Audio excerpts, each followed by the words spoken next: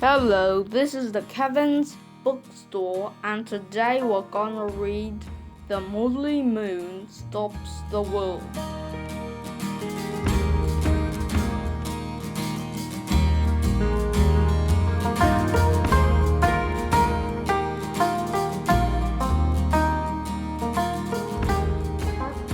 Chapter 1.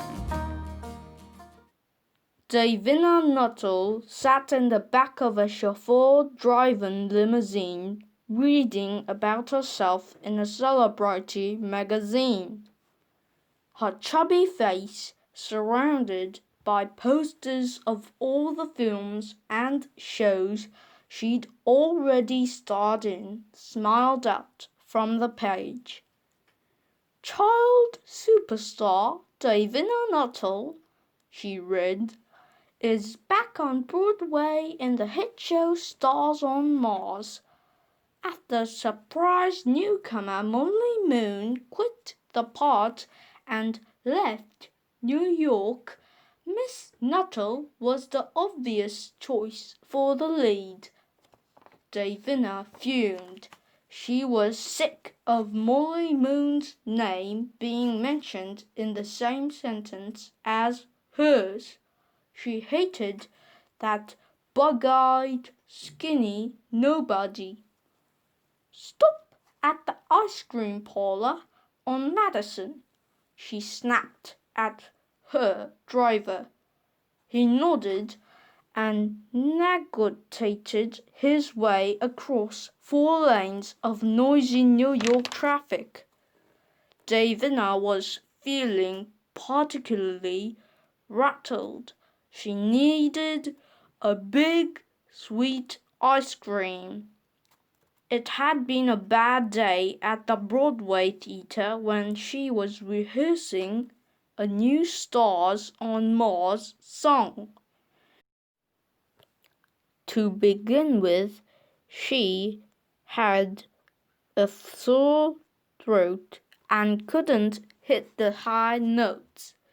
Then had come the horrible incident that had completely unnerved her.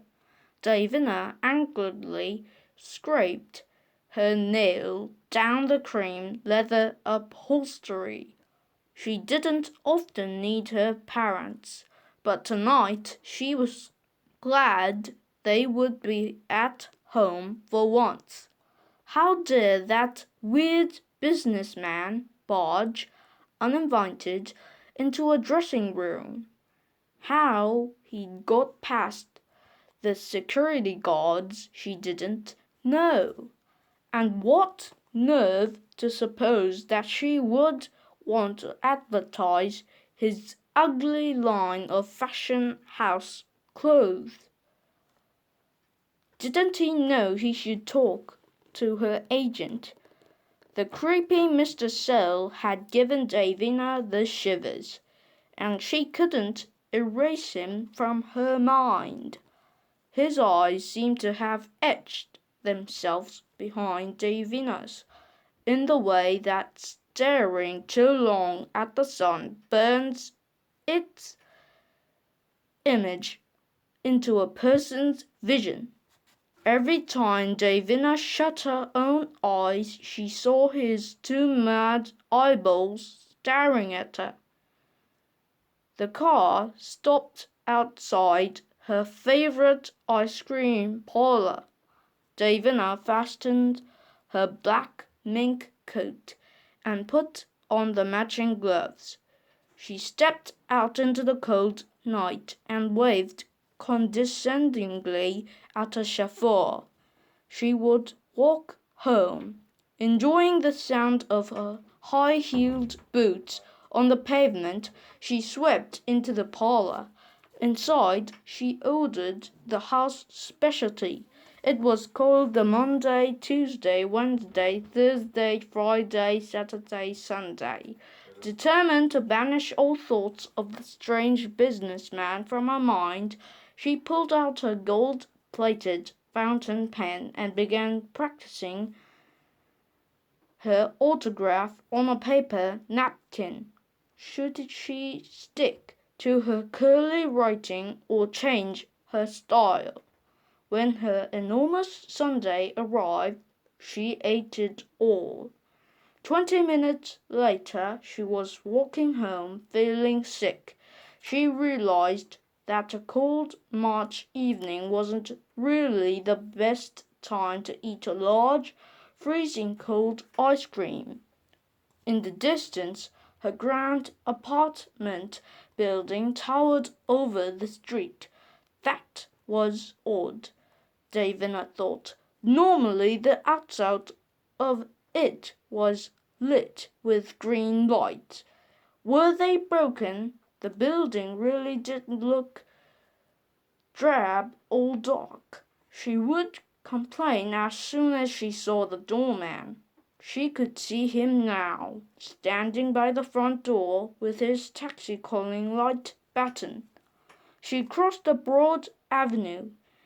The building entrance was only 100 yards away, but now it was a dark 100 yards, lit up at only one point where a street lamp cast an oval pool of yellow on the pavement.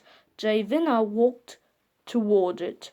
She liked spotlights. Something white and rectangular lay on the ground under the light garbage. Davina suspected another thing to complain about. However, as Davina approached, she saw that the white rectangle wasn't garbage. It was an envelope. And when she got nearer, she saw something very strange. The envelope had her name on it. A fan letter, Davina thought with pleasure. She took off a glove, picked up the envelope, and pulled out the letter. It read, "Dear Davina, sorry about this, but you know too much." Suddenly, a heavy hand grabbed Davina's arm. She looked up to see a familiar face smiling down at her. Davina felt petrified with fear. Her body went winter cold. Her ears suddenly seemed to stop working. She could no longer hear the sound of New York. It was as if the cabs and traffic, sirens and horns no longer existed. All Davina could hear was her own voice, her screams as she found herself being dragged toward a parked car. She looked beseechingly up at the uniformed doorman in the distance. "Help! Help me!" But the doorman did nothing. He stood motionless, looking the other way. And desperately kicking and struggling, Davina found herself being pushed into the Rolls Royce as unceremoniously as a stray dog might be forced into a pound van. She was driven away into the night.